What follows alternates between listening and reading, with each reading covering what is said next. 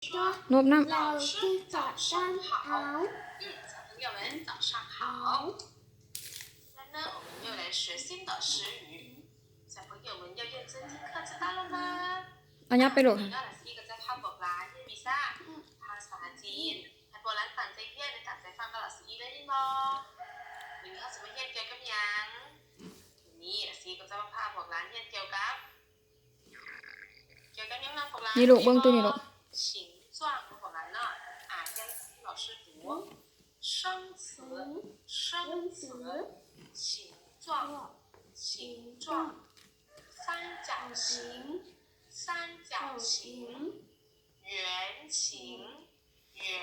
ต่างใจเฮียนดีๆลูกบรินแล้วหรือ 正 วะ 方形我们来看我们的形状是长什么样子呢？小朋友们看这张图片，你们知道吗？是什么呢？果然หูยบอ你们หูภาพยังพอ บอกเราซื้อในที่ลูก 你们หูภาพสามเหลี่ยมนะบอกนั้นเนาะ เปิดตัวสามเหลี่ยมหันลูก สามเหลี่ยม三角形หูสามเหลี่ยมตัวนี้นี่มันให้บอกร้านนี่ซื้อไหวเด้อเวลาจะถามบอกร้านเป็นพิซซ่าดิบอกร้านคือของยายแบบบอกร้านก็จะได้เขียนแบบนี้นี่ก็จะสอนบอกร้านบอกร้านซื้อไปก่อนเนาะ跟着老师读按ตามหลัง老师เด้อ三角形 อ่านดังๆลูก 哥哥再来一遍三角形หูสามเหลี่ยม顶呱呱下一个你们看这是什么样子呢？是什么呢？你们知道了吗？知道吗？果然หูยี่บอ你们หูผ่านยัง你们หูม่วนนะบอกร้านเนาะหูม่วนนี่ตะเวนแมนบอหูม่วนบอกร้านหูจักยี่บอตะเวนกับเป็นหูม่วนเนาะตะเวนก็จะเป็นม่วนแนวนี้พอมีแสงแดดส่องออกไป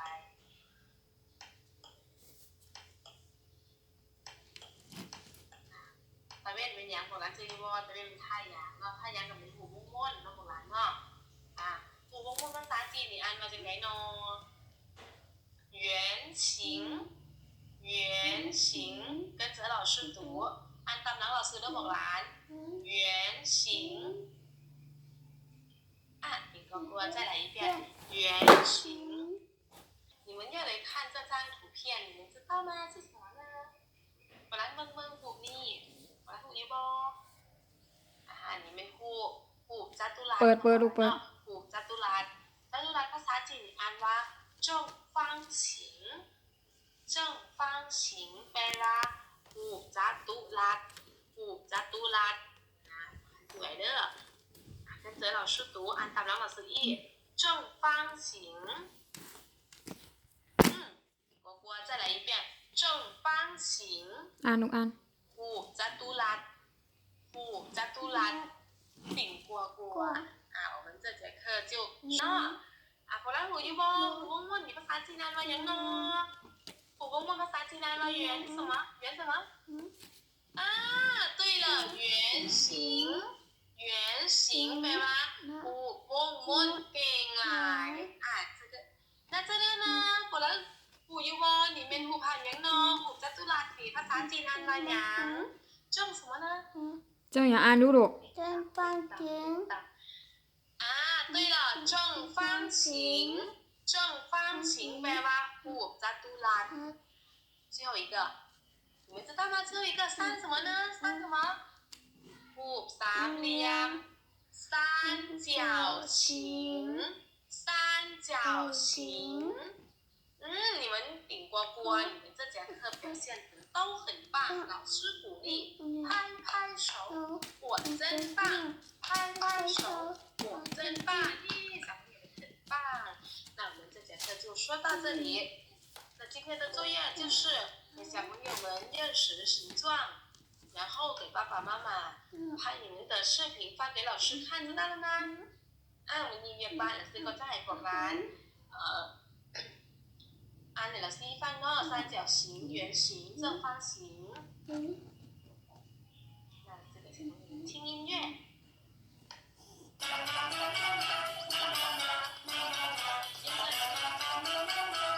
指家庭，你有多少根手指？我有1、2、3、4、5，5根手指。手指家庭，手指爸爸，手指爸爸，你在哪儿？